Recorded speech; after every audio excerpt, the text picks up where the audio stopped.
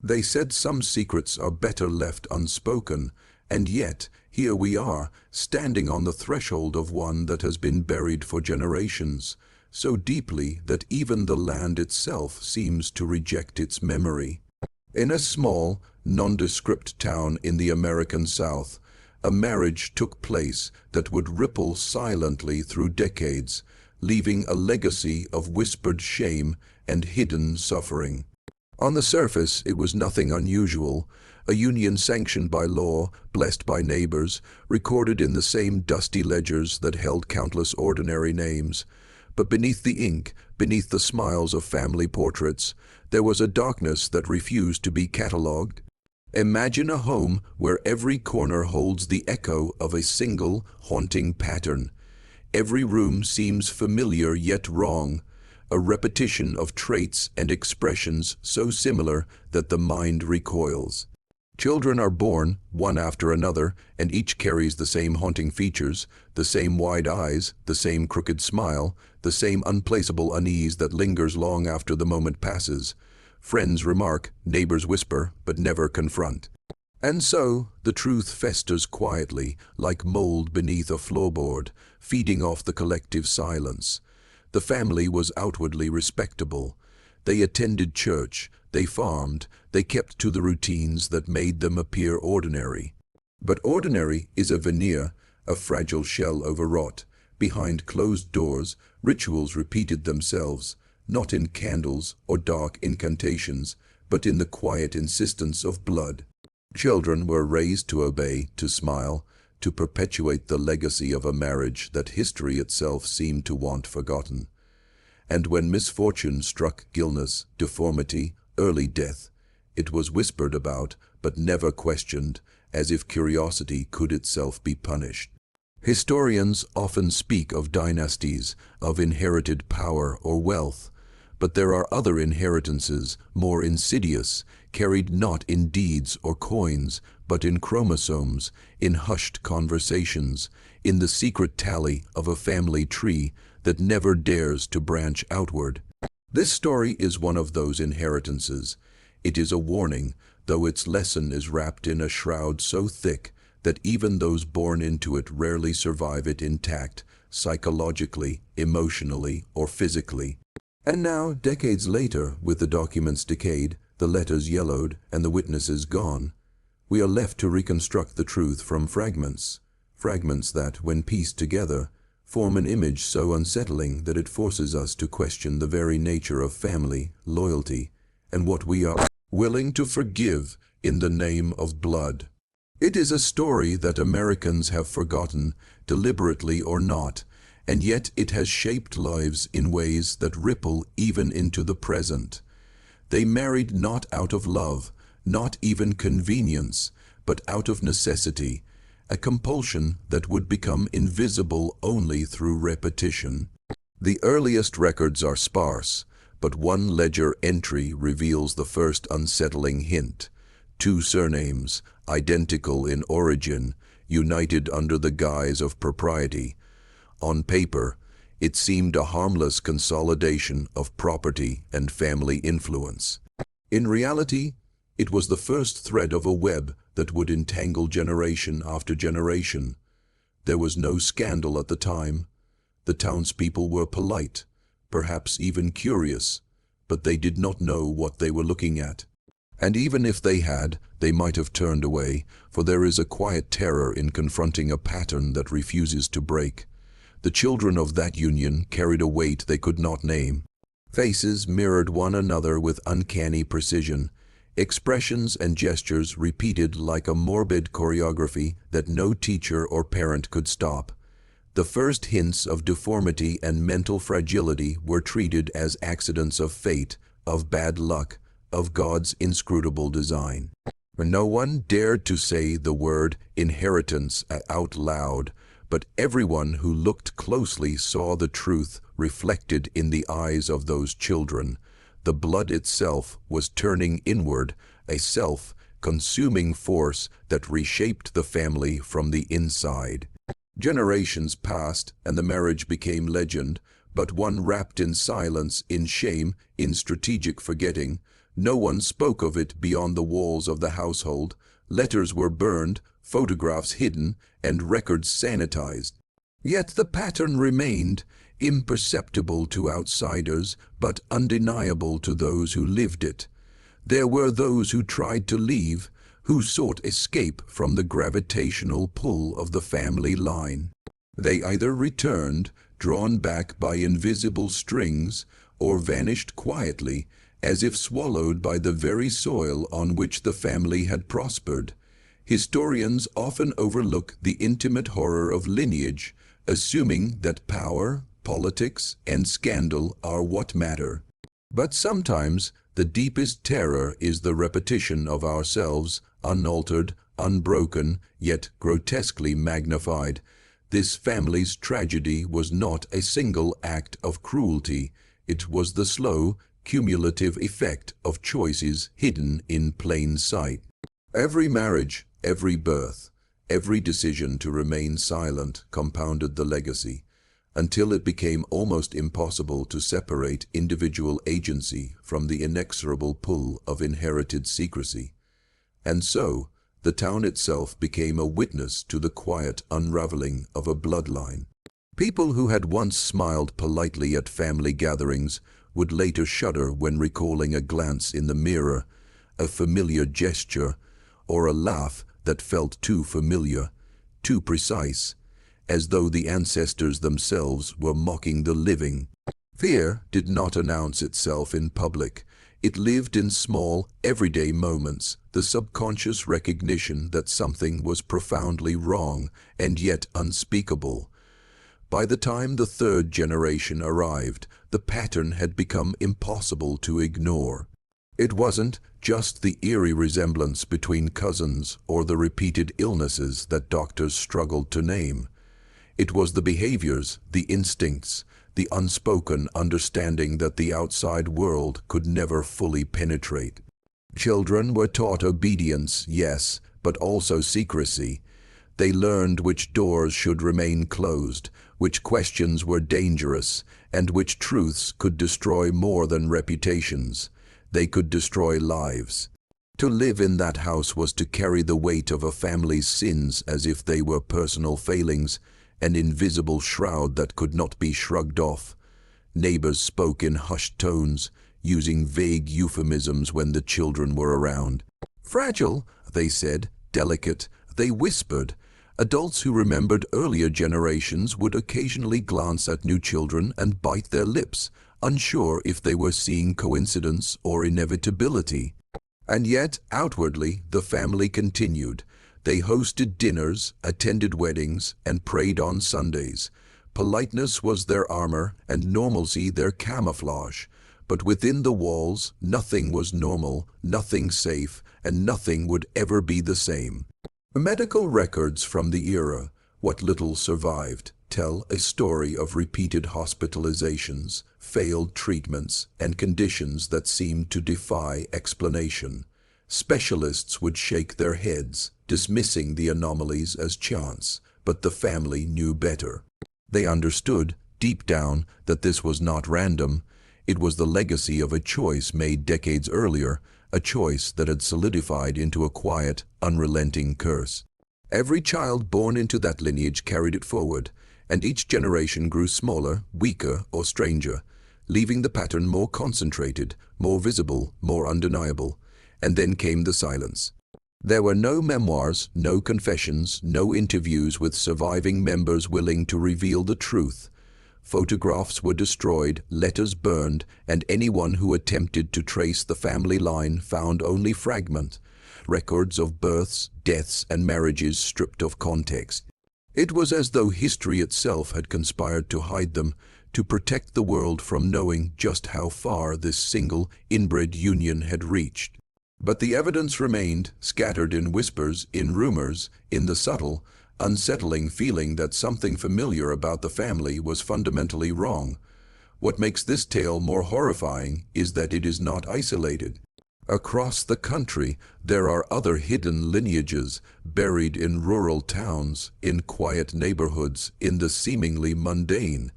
Each carries its own secrets, its own invisible scars. But this one, more than most, illustrates a truth that historians rarely confront, that family is both sanctuary and prison, that love and loyalty can be twisted into instruments of quiet horror, and that silence, when maintained for generations, can become the most potent form of violence. By the fourth generation, the consequences of the original union had become almost grotesque in their clarity. Physical deformities were no longer subtle.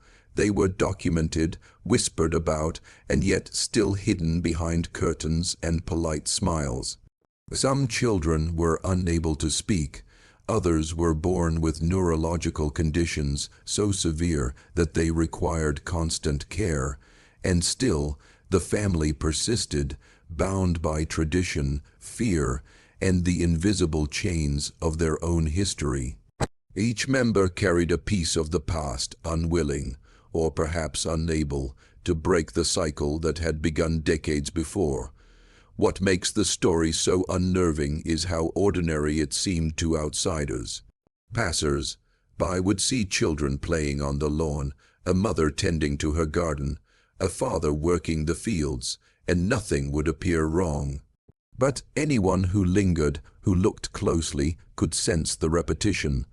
The same gestures, the same faces, the same hollow laughter echoing across generations.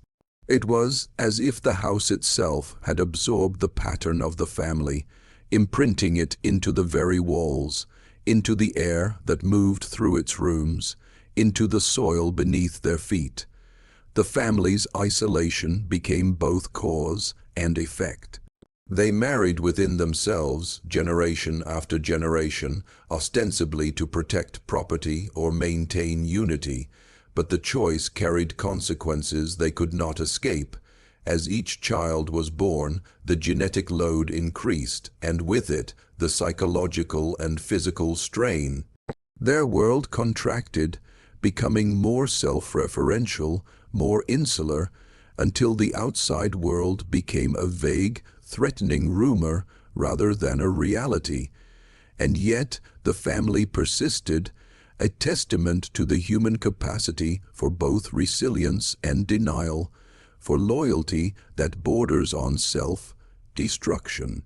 Historians reconstructing these patterns often encounter a wall of silence, an intentional forgetting so thorough that the only clues are in the subtle anomalies that survive.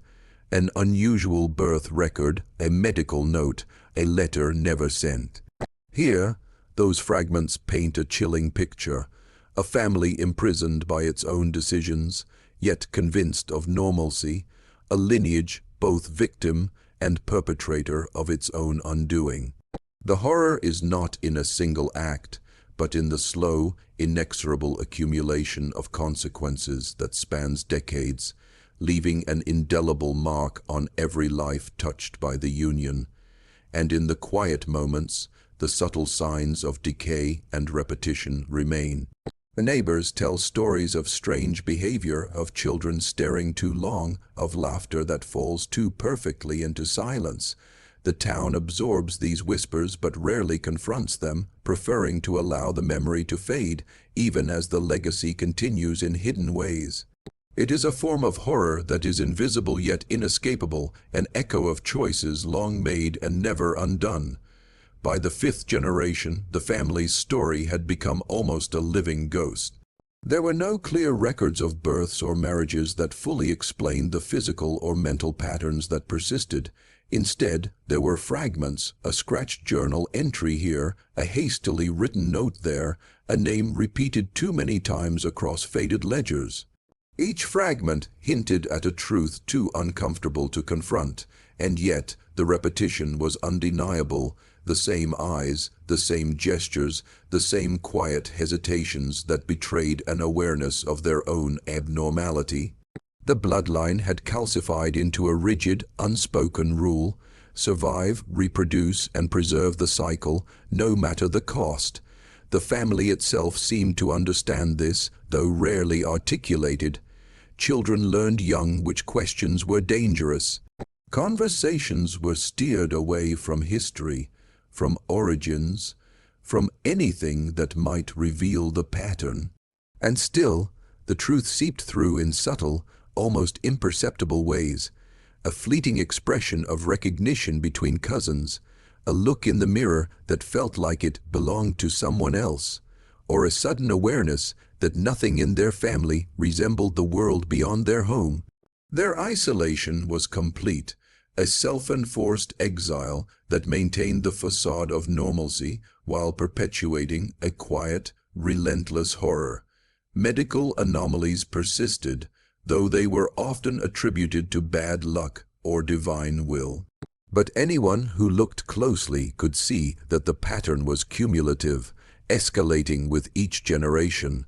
Small deformities became more pronounced. Mental instability grew more pronounced.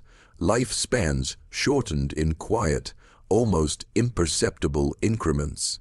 It was a legacy no law could touch, no moral argument could change, and yet outsiders remained largely oblivious, accepting polite smiles and routine greetings without questioning what lay beneath.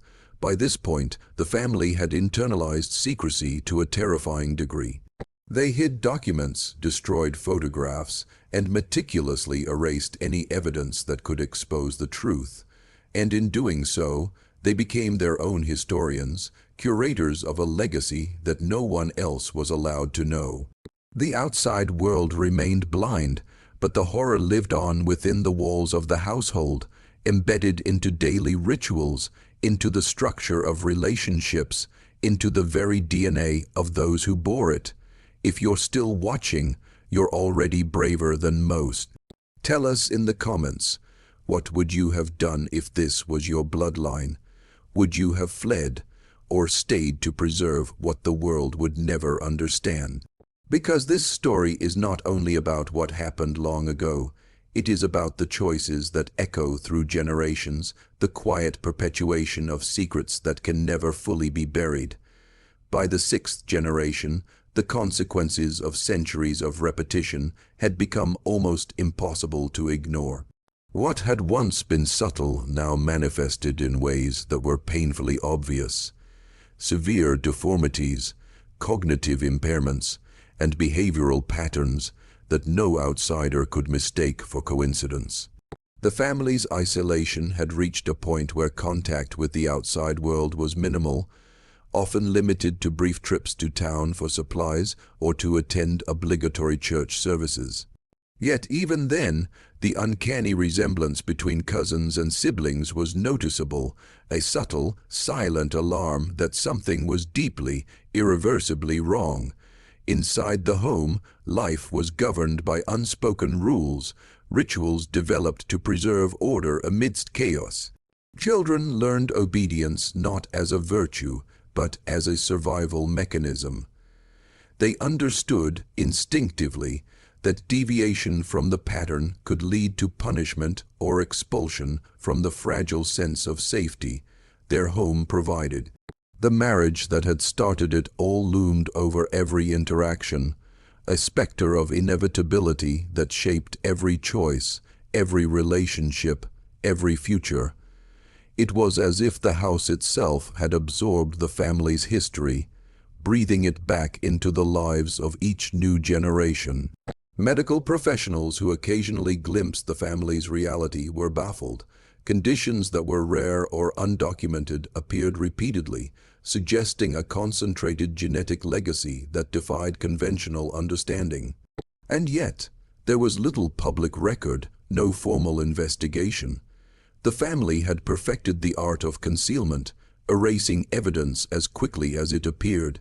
It was a methodical, almost ritualistic preservation of secrecy, a defense mechanism honed over decades, designed to protect not only the family's reputation, but also its very existence. Psychologically, the weight of history was suffocating. Every family member carried the invisible burden of past decisions, their lives mapped out by the consequences of choices they had no part in making. Love, loyalty, and familial duty were inseparable from fear, shame, and compulsion. Escape was theoretically possible, but those who tried often found themselves pulled back by obligation or guilt, or crushed by the relentless pressure of inherited trauma. The family became a self-contained ecosystem of suffering, sustained by secrecy and repetition, unable to break free from the gravitational pull of its own history. And yet, even in the face of such horror, the family persisted. They lived, they married, they had children, all while carrying a secret so dark that the outside world could scarcely comprehend it. Each generation was both a victim and a vessel, a living archive of forbidden truths that had been deliberately buried, yet refused to die. Their story is a cautionary tale, a testament to the human capacity for denial, for survival, and for the quiet perpetuation of horrors that span lifetimes. By the seventh and final generation, the full weight of the family's history had crystallized into something almost mythic, a living testament to the consequences of secrecy, repetition, and isolation. The marriage that had started it all was now a distant memory, a story told only in fragmented whispers, yet its effects were everywhere, written not in ink but in flesh, in behavior, in the patterns that repeated with haunting precision. Every child, every cousin, every sibling carried within them the echo of choices made long before they were born. An inheritance that no wealth, no education, no outward appearance could erase. The home itself had become a mausoleum of the past. Photographs, letters, and documents were gone, destroyed in careful rituals meant to shield the family from outsiders. What remained were the people themselves, the living records of a line so inward, turning, so meticulously closed off that it had begun to consume itself. In each generation, deformities, mental instability, and psychological trauma were compounded.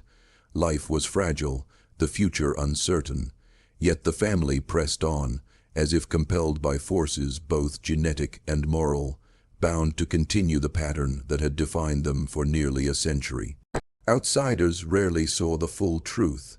Neighbors might have noticed the uncanny resemblance among family members, the strange behaviors that seemed almost choreographed, but polite society never questioned them. The town learned instinctively to look away, to forget, to pretend normalcy persisted. And yet, in the quiet corners of history, hidden in whispered memories, in discarded medical records, in fragments of genealogical charts, the truth waits, a chilling testament to the lengths humans will go to protect a secret and the devastating consequences when those secrets are passed down like a dark heirloom. Psychologically, the seventh generation was both inheritor and prisoner. They were trapped in the architecture of repetition, unable to fully comprehend the magnitude of the legacy they carried. Every relationship, every choice was shaped by the past. Love and fear, devotion and guilt were inseparable threads in the tapestry of their lives. And even as the world around them moved forward, the family remained frozen, a ghostly reminder of what happens when blood, silence, and compulsion intersect over generations. This is more than a story of inbreeding. It is a study in human resilience, in moral compromise, and in the quiet horrors that can persist behind closed doors, unacknowledged by the world. It reminds us that history is not only what is recorded in books or newspapers, but also what is hidden, what is erased, what continues to live and fester in secret. And as we peer into the archives of this family, as we trace their pattern across time, we are forced to confront a terrifying truth. Some legacies are inescapable, some horrors are generational, and some secrets, no matter how deeply buried, refuse to stay hidden. The silence is over now, the story has been told, and yet its echoes remain, lingering in the shadows, in the bloodlines, in the unspoken truths we dare not face.